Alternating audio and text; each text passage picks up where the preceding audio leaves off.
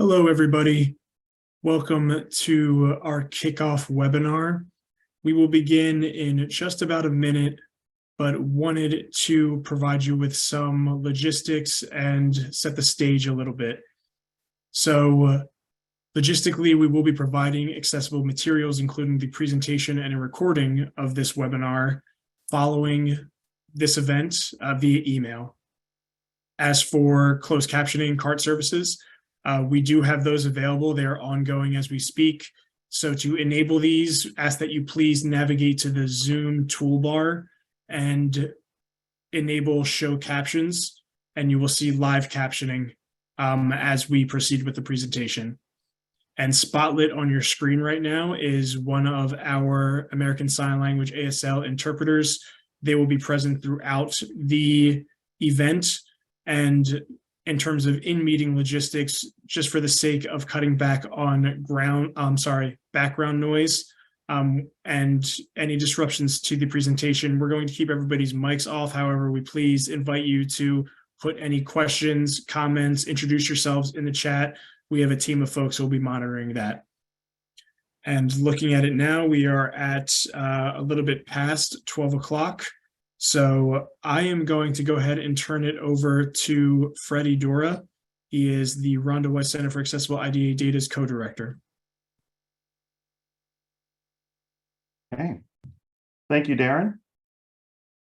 Good morning or good afternoon, wherever you are in the US. Well, welcome to our first webinar of the Rhonda Weiss Center for Accessible IDEA Data. We are very glad that you're here and be able to join us to learn more about the center and its work. And we hope that we'll answer lots of questions for you about what we're planning on doing and some of the activities that are coming up and how to engage with the center moving forward. So we'll go through the agenda real quick and talk about just some of the things that are going to happen during this webinar. So you can move on to the next slide. So to begin today, I will introduce all of our speakers and provide a brief background of the Rhonda Weiss Center. And following this, Larry Wexler, who is representing the U.S. Department of Education's Office of Special Education Programs, will provide some opening remarks. And then in keeping with today's objectives, we will introduce the Weiss Center, including our mission, our accessibility first approach, as well as our intended outcomes for the Weiss Center. And then we will discuss data accessibility and what it means for data to be truly accessible, and then delve into the activities with the intent that it will lead to an enhanced understanding of available technical assistance services and opportunities for stakeholders for both IDEA Part B and Part C. And we will wrap up today by sharing some resources as well as our evaluation survey before engaging in a really brief exit ticket activity. So as I mentioned, we have several speakers that are joining us today. My name is Fred Idora, and I am the co-director for the Rhonda Weiss Center for Accessible IDEA Data. Joining us will be Jenny Schaff, who is our technical assistance lead, Larry Wexler, who is with the U.S. Department of Education, June Gothberg, who is our accessibility subject matter expert from Cornell University, as well as Nicole Bowie, who is our technology lead for the Weiss Center. And you'll hear from all of them throughout this webinar. So the Rhonda Weiss Center for Accessible IDEA Data, also referred to throughout the webinar today as the Weiss Center, is a technical assistance data center funded by the U.S. Department of Education's Office of Special Education Programs. And this center really commemorates Rhonda Weiss, a longtime department attorney and disability advocate with a visual impairment of her own, who passed away in October of 2021.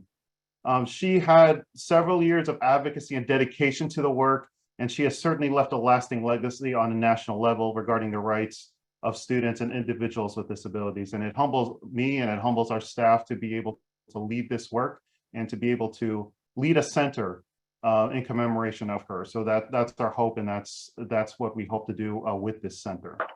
And with that, I will turn it over to Larry Wexler from the Office of Special Education Programs to provide some opening remarks.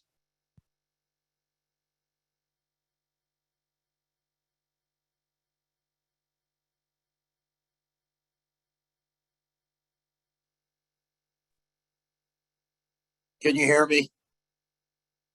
Yeah. Yes. Yeah. Hi, Okay. Larry. Thank you. Fred. And thank you, everyone who is attending this webinar.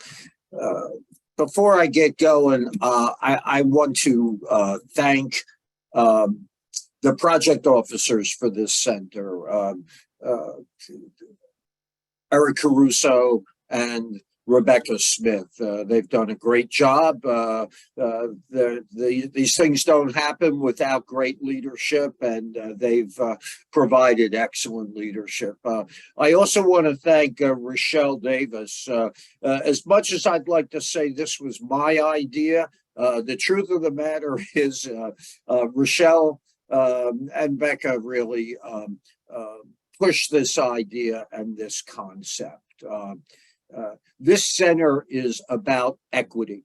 The challenge that we had is that if you go into any of the IDEA data, you can download it, you can put it into an Excel sheet, you can manipulate those data, you can use the data in that way, unless you're blind or visually impaired.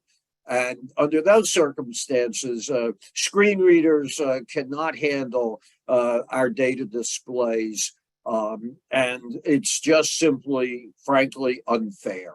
And so that's why we are investing in this center. And I will say that we all know that anything we do for persons with disabilities, anything we develop, ends up being used much more broadly by non-disabled people. And I expect the same thing 5 years from now in my dotage to be able to see what this center has produced. So just a couple of things. This morning, I went on and listened to Judy Heuman's TED Talk. If you have never listened to her TED Talk, it's extremely inspiring. And Judy was all about access. I worked with her for the 8 years she was the assistant secretary, and then did some other work with her after she moved to the State Department. But one of the things she's quoted was that when the ADA was passed, George Herbert Walker Bush said, "Let the shameful walls of exclusion finally come down." In 2009, the United States signed the UN Convention on the Rights of Persons with Disabilities, which is the International Human Rights Declaration. Unfortunately, the United States Senate has never provided consent to that treaty. And I think it basically says to us, there's still much work to be done. Now, I worked with Rhonda for 30 years, and Rhonda was a mensch. Now, a mensch in Yiddish is a person of integrity, morality, dignity, with a sense of what is right and responsible. That was Rhonda. To be a mensch is to be supportive, to be a friend, and to be calm in troubled times. Now, those of you on this webinar, if you knew Rhonda, calm in troubled times might not be quite the description that fits her, but she was a mensch, just a wonderful, wonderful advocate. So I've overseen the IDEA discretionary program for 14 years. I've overseen the disbursement of close to $4 billion in discretionary grants. But this center is what I term a venture capital investment. Now, what's venture capital? It's a form of private equity and a type of financing that investors provide to startup companies and small businesses that are believed to have long-term growth potential. venture capital generally comes from well-off investors. And I will say the federal government, it would be fair to describe us as well-off. But I think the key to venture capital investments is you don't know what the investment will yield. It's one of those things that seemed like a good idea at the time. But unless we step up to the plate, we'll never hit a home run. Mark Twain said you can never go wrong when you do the right thing. Creating and providing accessibility is the right thing.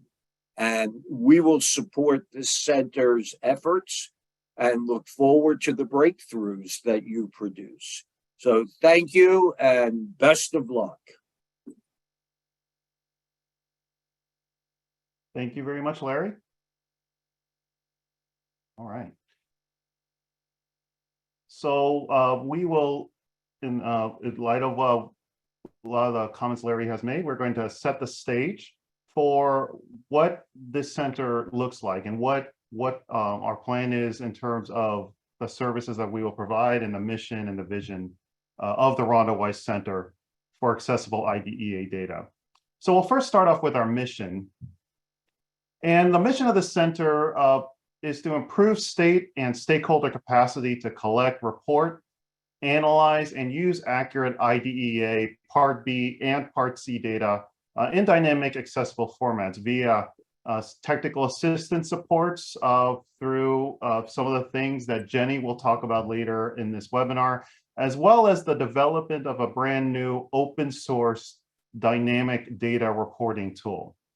And it really aligns with our mission to improve outcomes and increase accessible engagement with IDEA data. As Larry mentioned, this is a really big equity issue for this to help with the center here. And it really focuses on the end user's experience to seek out the voices of underrepresented groups through the inclusive development and delivery of the products and services from the Weiss Center for people with disabilities, to help them engage more and to be part of all of those discussions related to IDEA data.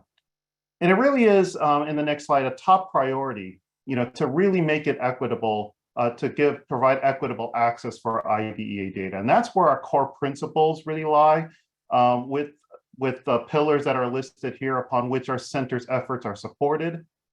First of all, being accessibility driven, where it is a priority for the center to be accessibility first over everything that we do within the center, as well as capacity focused to build the capacity of Part B states and Part C providers to increase their capacity to be more accessible, as well as empower them with the tools that are needed in order to help individuals with disabilities access IDEA data, as well as provide continuous feedback and improvement. So, because we're not going to be perfect, we're going to keep learning, keep moving forward, and we're going to learn from everything that we have from the data that we're going to get and we're going to receive to be a center of continuous improvement. And we have several approaches to take in order to achieve those core principles through some mechanisms by which we accomplish our top priority. This includes leadership and technical assistance, dissemination and communication, through technology, through the development of the open source tool, and then of course, evaluation to ensure that we are meeting the needs of the community, of the stakeholders, of the states, and to improve on that based on whatever feedback we received as a result of evaluation. So, and the great thing about working on a center like this is that we have several partners and experts that are part of the team. And as you'll see on the next slide, we are composed of a lot of different areas and different organizations with experts both in IDEA reporting as well as in accessibility. I'm with Applied Engineering Management Corporation, but we have several others, including we're going to be working with Georgia Tech and the Center for Inclusive Design and Innovation. We have IDEA reporting experts from Westat and accessibility experts from the University of Washington, as well as Cornell University, as well as our evaluator, True North Evaluation. And as a team, we're going to do our absolute best to meet the mission and the vision and a lot of the goals that we mentioned in the previous slides to make IDEA data more accessible and providing the resources to be able to do so. So through that, and again, through and later in the webinar, we are going to explain a little bit deeper about some of the activities that are happening here.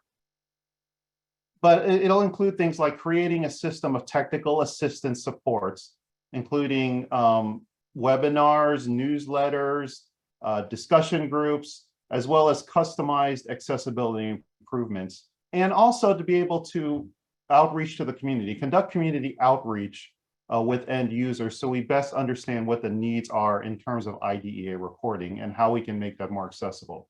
We'll also engage in several partners and collaborative activities.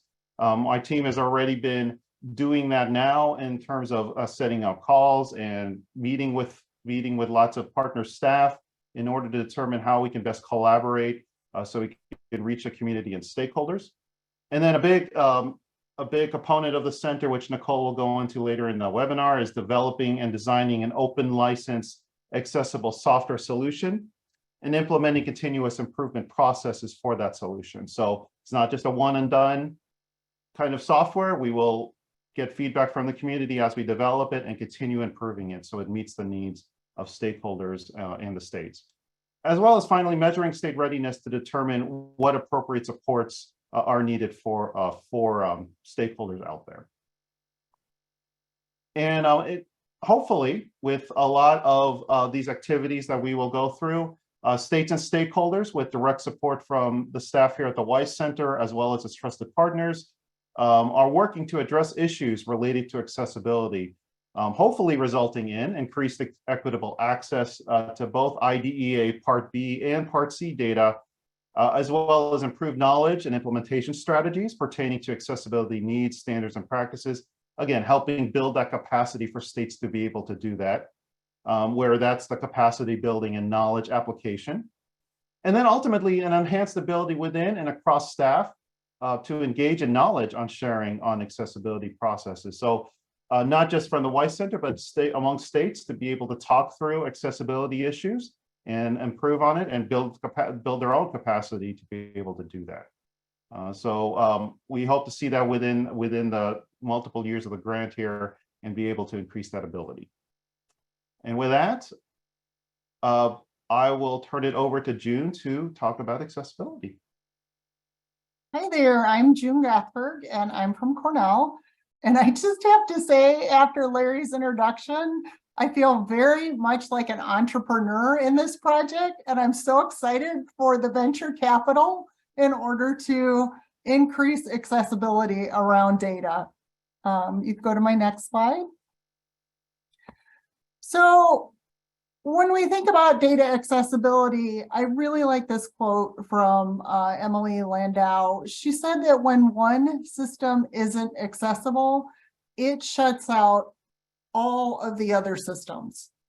And that is so true when we're thinking about this process that we've been charged with of collecting, reporting, analyzing, and then using the data and making it accessible for everybody to use. Just to kind of ground us in what do we mean by data accessibility? Data accessibility is the ability to both see and use your data. And I have in the past been in a state department, so this next statement rings really true for me.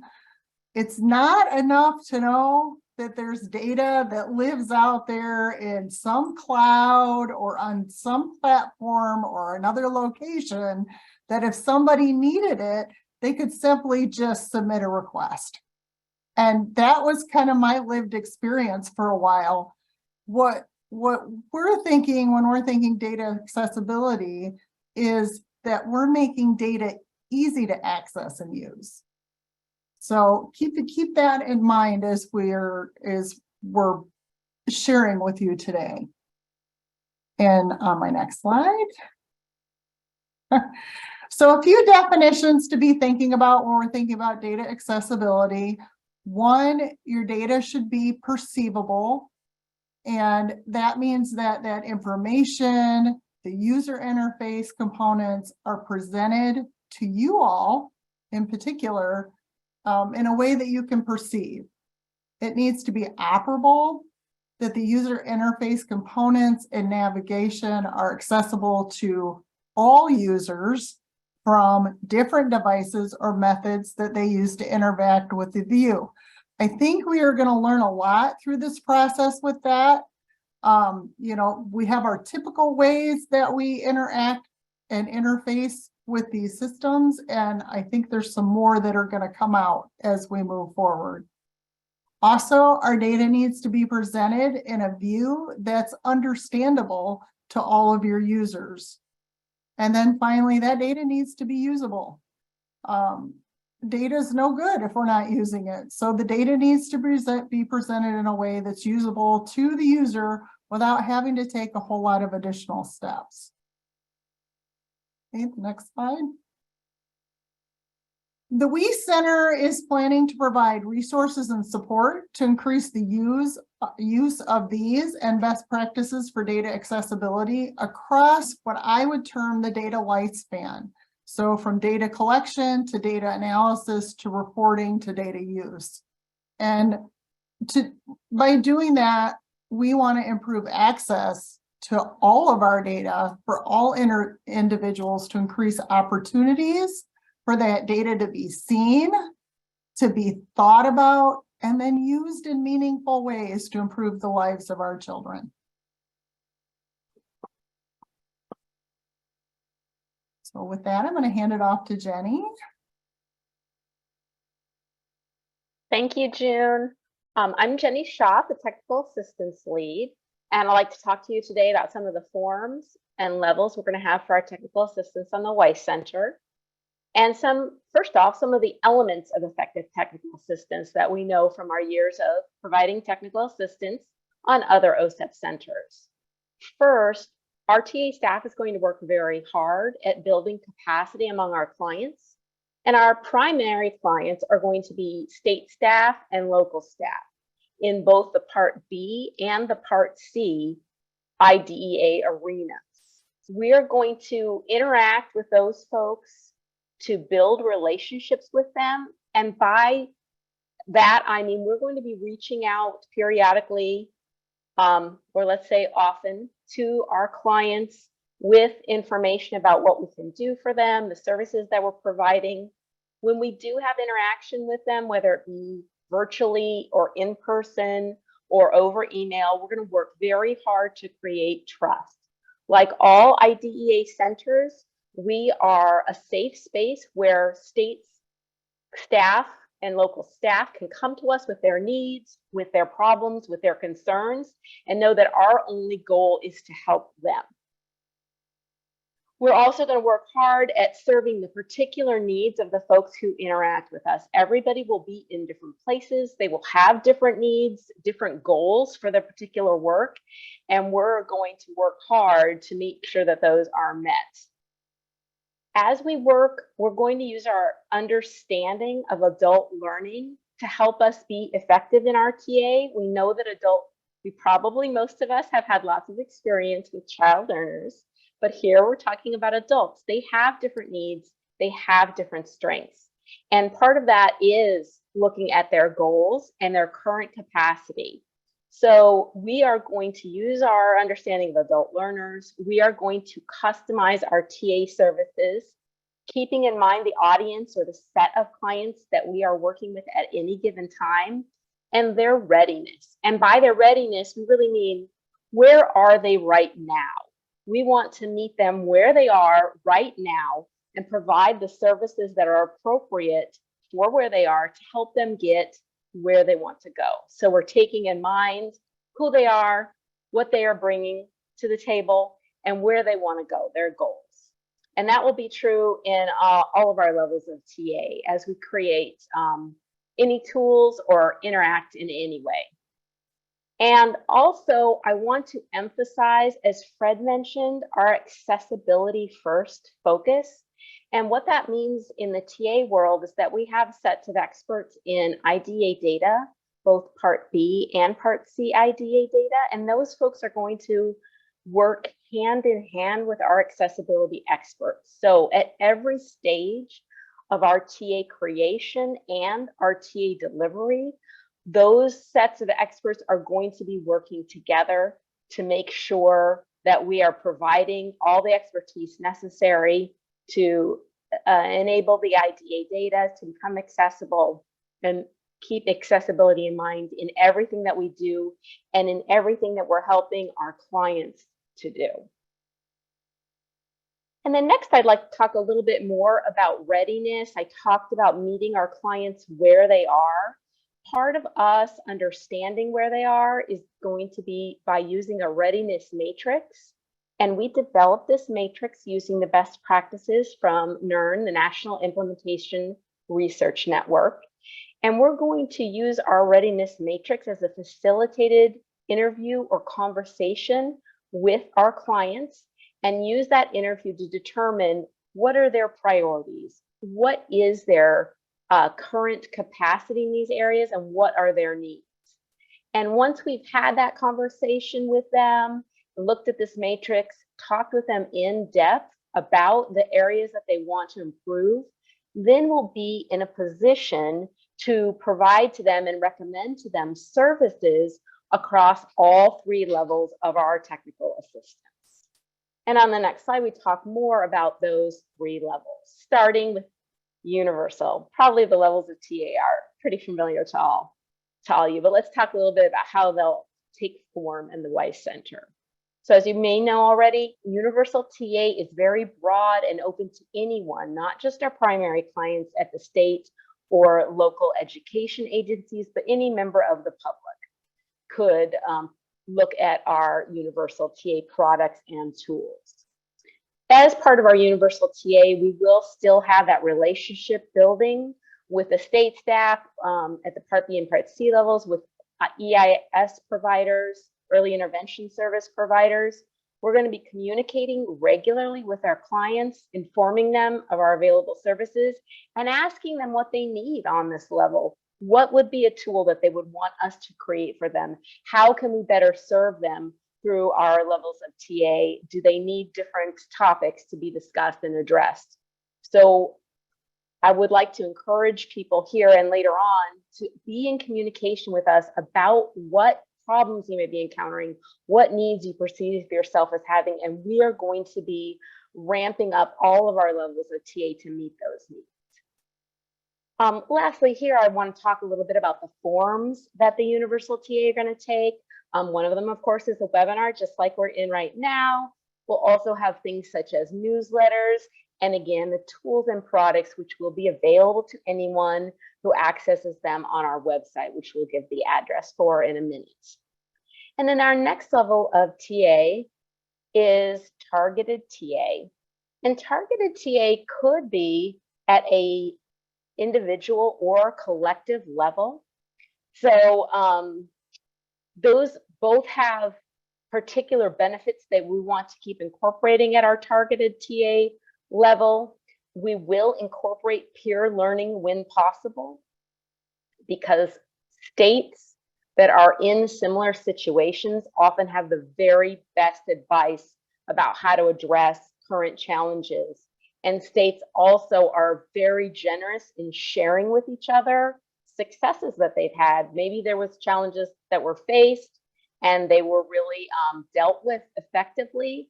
The best place to learn about those is directly from the other state. So we, of course, will facilitate conversations like that. And we will, of course, be providing expertise, but peer learning is a very important portion of our technical assistance at the targeted level, particularly. So some of the forms that our targeted TA will take include things like customized short-term support for one state. So if a state contacts us, any one of us, or our general email and says they have a particular issue, if it's not just a super quick fix, we'll engage with that state as long as needed to deal with that particular issue and help them out there. We will also have things like workshops for multiple states, And those workshops will support accessibility successes and challenges. As I mentioned, that peer sharing is very important because learning from other folks in the same boat as you is very effective way to learn and hear those specifics. We'll also eventually have things like coding camps for our open source tool, which Nicole will be talking about more in a moment. And we'll have personnel exchange networks for developing states to engage with developed states. Once some states have gone through processes and increase their capacity a bit more, then we'll have some formats where they can exchange what they've learned with other states. And we'll also have communities of practice where states can get together around certain areas or just in general to talk about accessibility. And finally, user groups who are focused on a certain issue, perhaps a particular way of using our tool eventually. And then our final level of TA will be intensive TA. And that, of course, is highly individualized for the needs of the client and usually takes place over a longer period of time as compared to targeted TA. That also often involves on-site visits. And of course, the Weiss Center, like other TA centers, can come and visit you. We love to do that. And have longer periods where we're working face-to-face, which is, of course, a wonderful way to work, get to know each other. Our intensive TA is going to be driven by needs assessments that we do with the state and the readiness matrix that I mentioned earlier. And again, those tools are really to help us understand the current capacity of the states as well as their needs and goals where they want to go. So unlike many other centers, we're going to have different types of intensive TA at the Weiss Center because we're going to have some states who are working with us around the tool, the open source tool, and those will be what we'll refer to as our implementation states. So they're implementing the open source tool and we're helping with them with that. And also we will have non-implementation intensive TA, and those will be states where we're working with them to increase their dynamic accessibility without the tool. And as was mentioned earlier, when we say dynamic accessibility, we're really talking about not just the ability to see some data in a static table somewhere and go through several steps to pull it in Excel so that you could use it, but really to start with it being more accessible and usable right from the beginning and manipulable so that you can look at it, touch it, rearrange it as you need. So those are our two types of intensive TA. And here's some of the forms that our intensive TA will take. We'll have things like facilitated meetings. We may have those with states directly or help states that are having meetings with some of their other audiences. For instance, stakeholders that they may convene, for instance, around their SPP APR, around things like target setting or understanding data as it relates to some of the indicators. We can help with that. We can also help with any shared resources, such as meeting templates and protocols that states may wish to use. Again, with their stakeholders, those may be internal stakeholders, such as their own LEAs. Those may be external stakeholders, such as families. We'll help create those. And we'll also plan to have collaborative retreats and professional development workshops. And then next, let's talk a little bit more about these activities that are ongoing right now that the Weiss Center is offering to help you with your accessibility. So first off, our first targeted TA offering is going to be a community of practice. And at that community of practice, state staff, local staff will get together and be able to have a facilitated conversation with the Weiss Center experts and also do peer sharing, again, around any issues they're having, any successes that they've had. And our first community of practice will be held Thursday, June 22nd, 1 p.m. to 2 p.m. That's Eastern time. And in the chat and here on the slide, you can see our sign up form for that. And I do want to mention that as part of our initial COP, we're going to be doing some needs assessments with staff that attend. And I mention that because it's particularly important to let us know what you need so that we can help you better.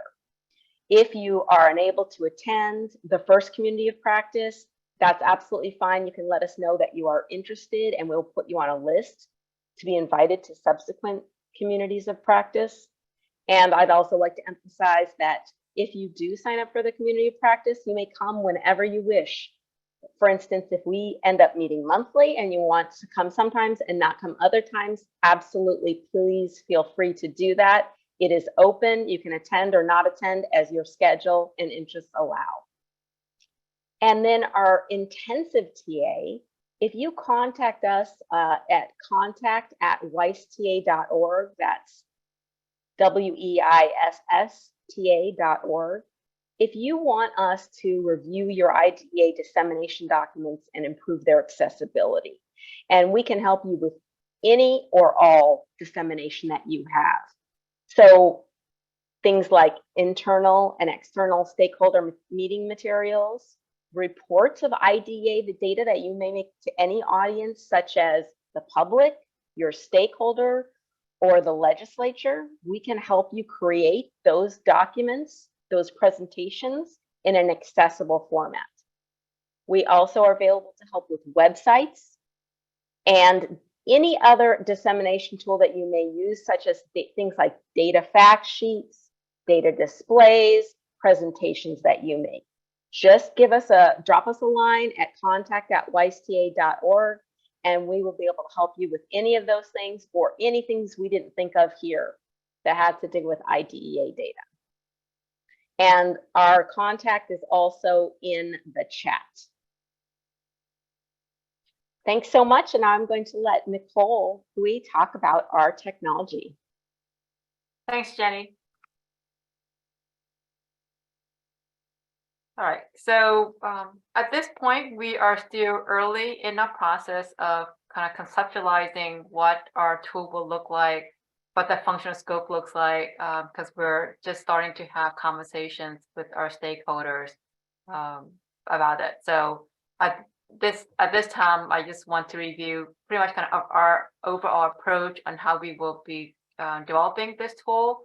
But essentially, we're going to go through conducting discovery sessions to meet with the end users to understand kind of what requirements they have, what their current experience looks like, and then how would they want to interact with the tool to be able to access the data in a meaningful manner. And we've heard kind of Larry, we've heard June, as well as Jenny talk about what we mean when we talk about accessible data. So looking at the data just being made available, but looking at addressing the various diversity of abilities and the challenges they're going through in interacting with the data, and making sure that we're addressing that as part of our open source tool. We also want to be looking at the reporting needs and making sure that we're developing reports, again, to address those as well, and making sure that from an output or a format that the data itself, the visualization, the reporting that results from our effort are accessible to all users and all disabilities. We won't get there. I mean, this is definitely an evolution, so the tool will grow over time. So we won't be able to address all disabilities and all needs from day one, but our goal is to kind of tackle one at a time and be able to, at the end, or again, continue to evolve. It will be an open source, so we will open it to the community. I know that other organizations, other universities that are working within the space, so we will be collaborating with them to kind of incorporate what they've learned, and again, use that to help improve and make our tool kind of the best possible to all end users. So initially, we'll develop a high-level set of requirements based on all the feedbacks and the inputs that we will gather, and that will kind of help inform what it is the tool that we need to build. We'll certainly, again, knowing that we won't be able to do everything at once, we'll go through, prioritize what makes sense, what will provide the most value and improve kind of the user experience day one. So focusing on those set of requirements first, and then evolving that over time to include additional features. And then also, we talked about identifying the tools that are available, because we're not the first, definitely not the first in this space. But there are other resources available that we want to be able to take advantage of and collaborate, so that we're not necessarily reinventing the wheel if we don't need to.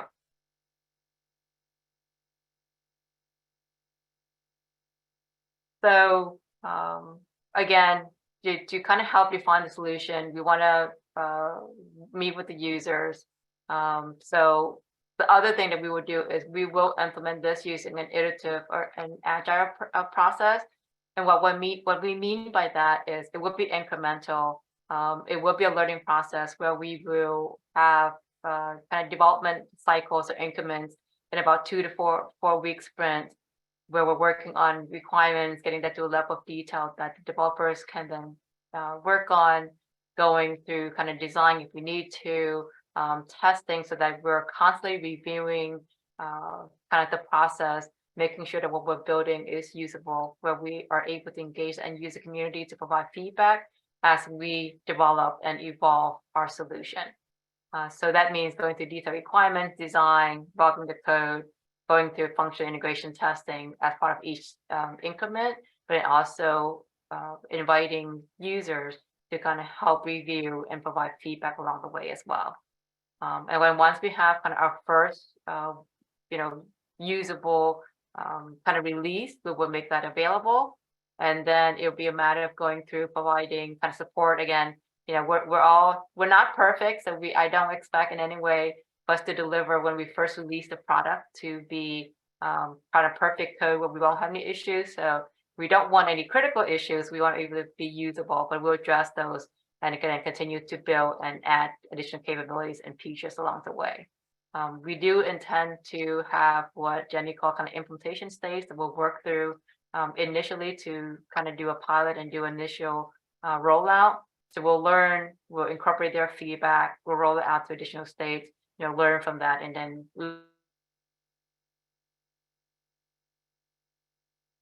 launch. And then providing kind of ongoing maintenance and support, again, just fixing issues, introducing additional functionality and features as they come up.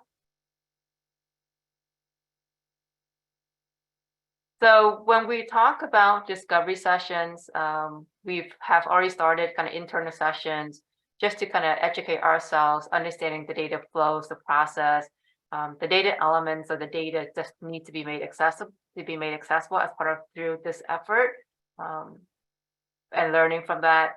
But then really in terms of discovery sessions with the end users, what we want to focus on are what are some of your pain points or the challenges that's preventing you from making the data accessible? Who are the users that are coming to you to kind of ask for some of the data needs? What data do we need, outside of the Part B, Part C data? There's additional, for example, demographic data that we want to pull in as part of our data set as well to kind of round out and really provide more kind of impactful data and more meaningful data. But in our initial conversation so far in speaking some of the stakeholders, we also understand that there is an element of kind of a lack of a gap in data literacy, meaning that not everybody is familiar with the data that we're talking about around Part B, Part C. So there needs to be a little bit of education on that, because our tool is not just intended for people that are very familiar and working with the data on a day-to-day basis, but it could be parents who's trying to kind of understand and trying to advocate for their children with disabilities, or you have researchers who's doing work in this space, and while they may know more, there's always, I think, new things that we're learning and making sure that people understands the data so they better know how to use it is really kind of part of our intention as well. And looking at just, again, reporting what is needed, how should we visualize that data in a way that is accessible to somebody that have different types of disability. Okay. So when we talk about accessibility, we don't just mean 508 compliant, right? 5-way compliance, in my opinion, really establishes kind of the minimum threshold for meeting accessibility. And I would say this, our tool, what we want to do is this kind of 5-way compliance on steroids, right? So really bringing it much further beyond that and addressing more needs than that. But the other thing is providing kind of individuals with disabilities with essentially full and equal access to both the Part B and Part C data in a dynamic and accessible format. And the disabilities that we want to address through the course of our grant and the tool development is auditory, physical or motor, cognitive learning, as well as neurological, visual, as well as speech. Okay, that's all I have. Brett? Thank you, Nicole. All right. Well, I hope through this webinar and through the information that June and Jenny and Nicole have all provided gives you a better sense of some of the things that we plan to do here at the Weiss Center. But there's a lot of things that are coming up, and we, a very important part of the center is your engagement and making sure that we have all the feedback and all the information we need from the community to be able to provide the tools and resources and supports that you all need. So there are several opportunities and several things that are coming up where you can provide direct input to our staff on how these things are developed and what that solution looks like and what some things might be of need out in the field. So I'm going to go through some of them, and there will be opportunities with links and things that will be in the chat for you for them if you're able to. The first one, and this is where Nicole just went into this about the open source solution stakeholder meetings that are in regards to requirements gathering for the open source tool. So you actually all have an opportunity to register for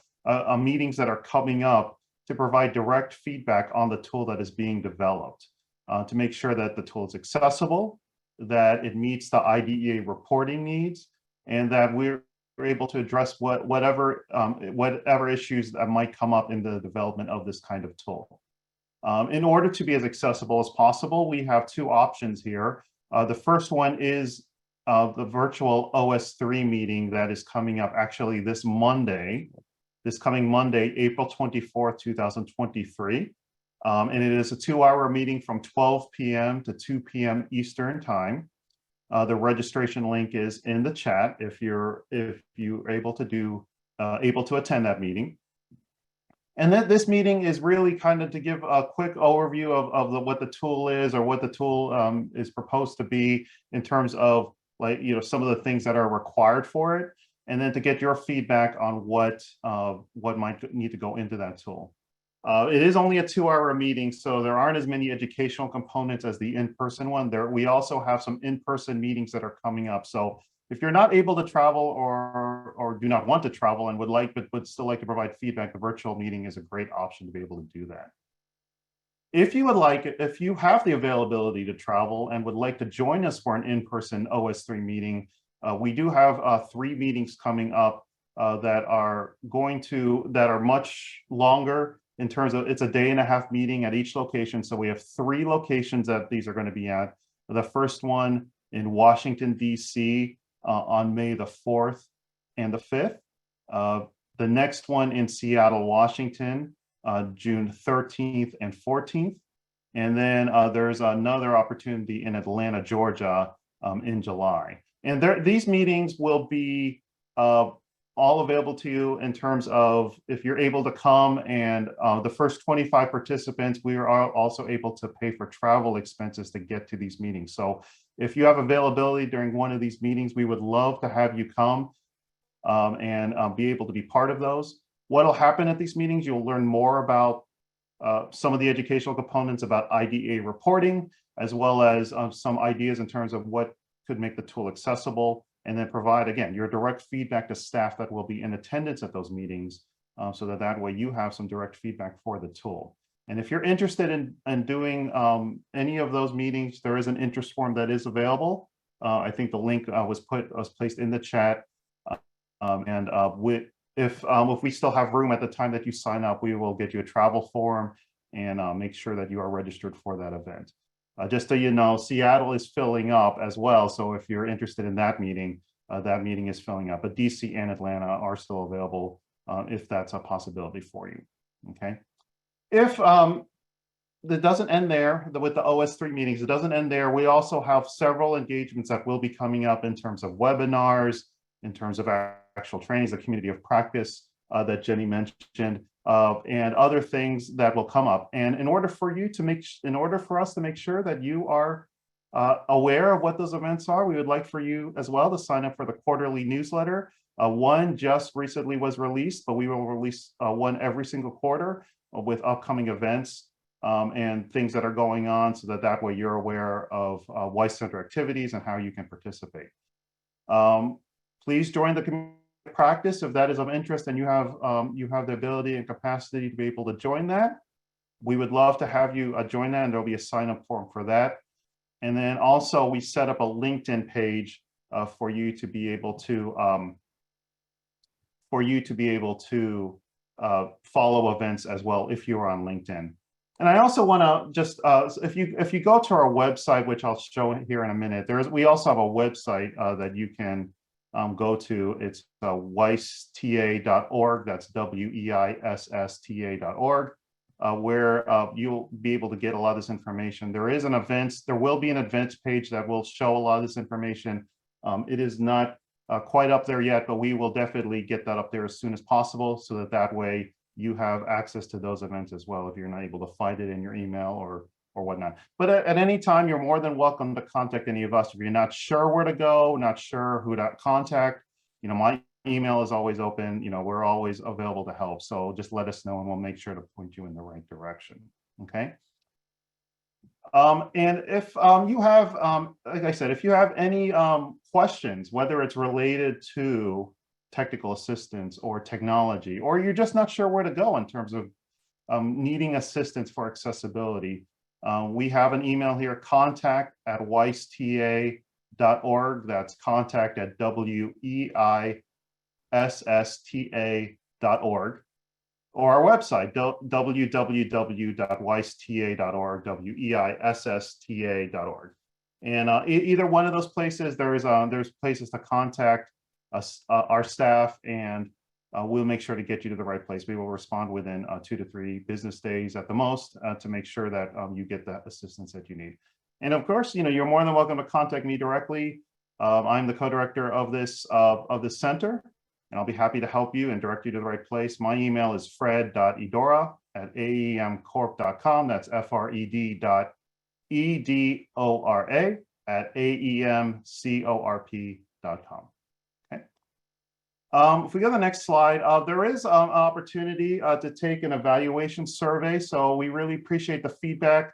Any feedback that we receive on this webinar and webinars in the future. This survey will only take 3 minutes to fill out, and it is our hope that it'll improve your webinar experience in the future. If you've noticed already during this webinar, it's a little bit different than some other webinars that you've attended in the past, where it is more accessible. There are more supports, so that way everyone that wants to participate and be part of the webinar will be able to receive the supports that they need.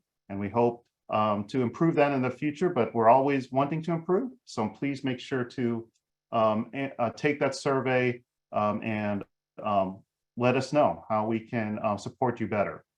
And with that, we're at the end of the webinar. I really appreciate all the speakers today for sharing some of the activities that are going on with the Weiss Center. But we do want to hear from you. And we do have a little bit of time here at the end of the webinar. So I wanted to just ask a quick exit ticket here. And in a few words, if you don't mind sharing, what does accessibility mean to you? What does it mean to be accessible? Or what does it mean from your point of view? And feel free to put your answers directly in our chat. Or if you feel more comfortable doing so, you're more than welcome to share your thoughts with us directly at contact@weissta.org. That's contact@weissta.org. And with that, we will just share some comments on whatever's coming in with the chat. But I know others have meetings as well. So if you need to attend those, that's totally fine. But we really appreciate anything that you would provide for us. So thank you so much. Let's see what we have here. All right, so we have some answers already coming in. Looks like we have transparency, without barriers, everyone.